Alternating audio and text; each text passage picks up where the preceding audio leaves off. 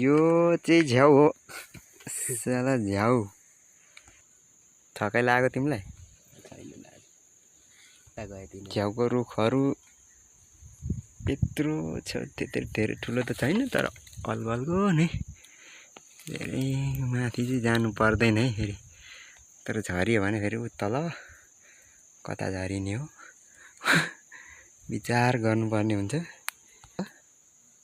त्यो एउटा रुखले यस्तो फलेछ। यो चाहिँ एउटा मुखदार जस्तो हो होइन सबै। अब यसलाई कता लगाउने, टोपी लगाउने यति फलेको एउटा रुख हो। ल है त।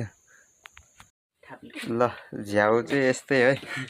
के हो यो झ्याउ भन्छ भन्नु चाहिँ खाइल्याएको हो कि पहिला पहिलाको पुर्खाहरूले सिकाउनु भएको ल है।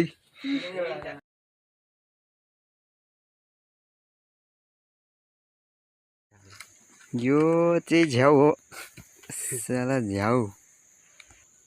थकाइ लाग्यो तिमीलाई? झ्याउको रुखहरू यत्रो छ, त्यत्रो धेरै ठुलो त छैन तर अलगलको नि धेरै माथि चाहिँ जानु पर्दैन है फेरि। तर झरियो भने फेरि उ तल कता झरिने हो विचार गर्नुपर्ने हुन्छ। त्यो एउटा रुखले यस्तो फलेछ। यो चाहिँ एउटा मुखदार जस्तो हो होइन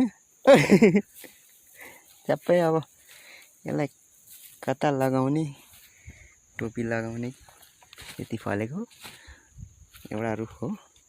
ल है त। ल झ्याउ चाहिँ यस्तै है। के हो यो झ्याउ भन्छ भन्नु चाहिँ खाइल्याएको हो कि पहिला पहिलाको पुर्खाहरूले सिकाउनु भएको ल है।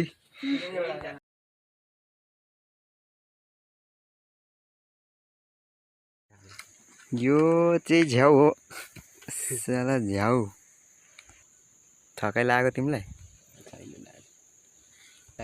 झ्याउको रुखहरू यत्रो छ, त्यत्रो धेरै ठुलो त छैन तर अलगलको नि धेरै माथि चाहिँ जानु पर्दैन है फेरि।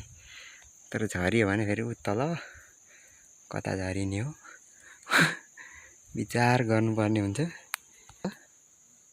त्यो एउटा रुखले यस्तो फलेछ। यो चाहिँ एउटा मुखदार जस्तो हो होइन सबै। अब यसलाई कता लगाउने,